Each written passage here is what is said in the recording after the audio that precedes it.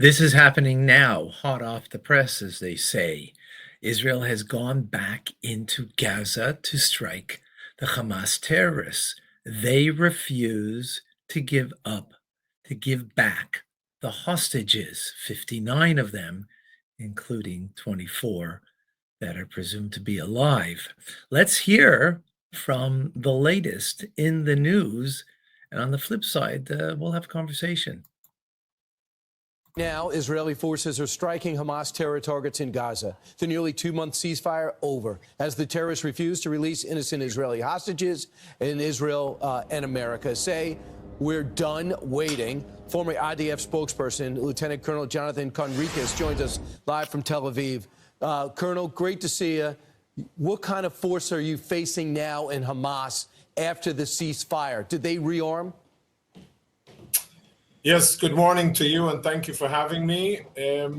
What we're seeing on the other side is a Hamas that is refusing to release 59 Israeli hostages. 24 of them are presumed alive, including one live American, and the rest are Israelis and from other nationalities.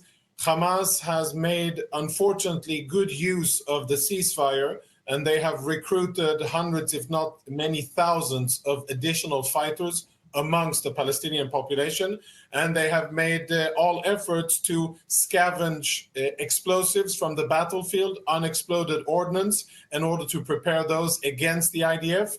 And I think that what we will see on the battlefield in the coming days and weeks will be exactly how much Hamas has prepared. We know that they have intentions to attack Israel again. And what Israel did last night is a preemptive strike, which serves two purposes. One, to signal to Hamas that, as you said very correctly, we are done waiting for you to release our hostages. And if you don't release hostages, there's a price to pay in blood. And two, to prevent Hamas from launching additional attacks against Israel. Colonel, how much different is it now knowing you have a president of the United States that lets you get all your weapons, not holding them back, are not going to tell you not to go into certain areas, and are going to let you call the shots? How much different does it feel?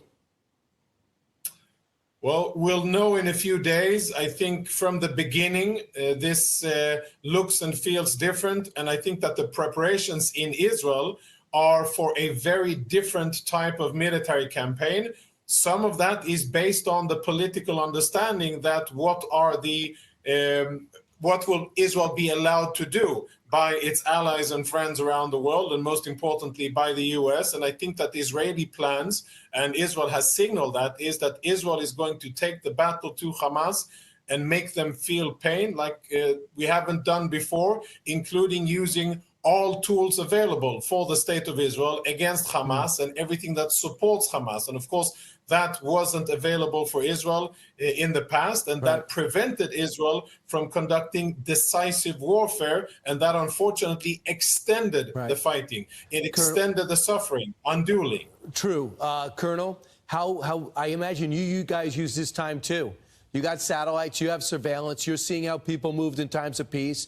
You were able to maybe go to school on where those hostages came up from, and maybe you understand sensitive sites better than ever before. Yes, but, and the but here is that we understand that our hostages, our 59 hostages, live and dead, are kept underground in tunnels that are heavily guarded by Hamas terrorists, and that it would be extremely difficult to get to them and get them out alive. I can assure you that Israeli security forces will definitely try to do that, and we will go in and we will try to get our people out. If negotiations totally fail, then that is what Israel will try to do. It is a very challenging endeavor to do because the tactical situation is extremely difficult to get live hostages out. But our resolve is 100%. We will try to get our people home and release them from Hamas captivity. While keeping an eye on the missile strikes, possibly from the Houthis, and Iran has always promised to hit back. And at the same time, the good news is Hezbollah is not close to the threat they were in the north, so you can really focus more. A lot on your plate. I'm glad you have the president's backing to go do what you have to do. Colonel, thanks so much. Appreciate it.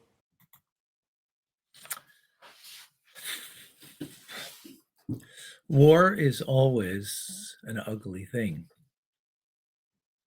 But and here's an important but,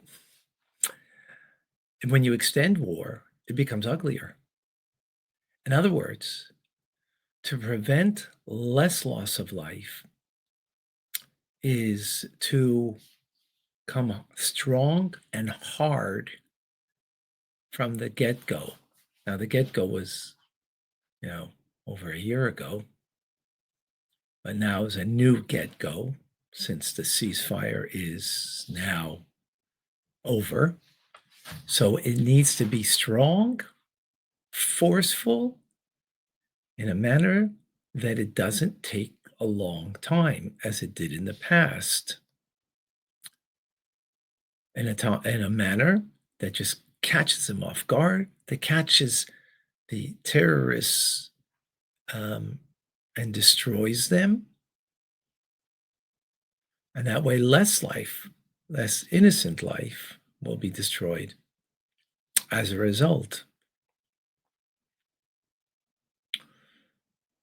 And unfortunately, as was mentioned, the ceasefire allowed for the recruiting of more terrorists, rearming themselves, repositioning themselves, and that is not going to bode well for Israeli attack. But they've got to be careful. Our prayers are there with them. Very important. Israel's got to do what it's got to do. It's wonderful to have a president who is more understanding and more supportive, that's for sure. But in the end, Israel has to call the shots and not, be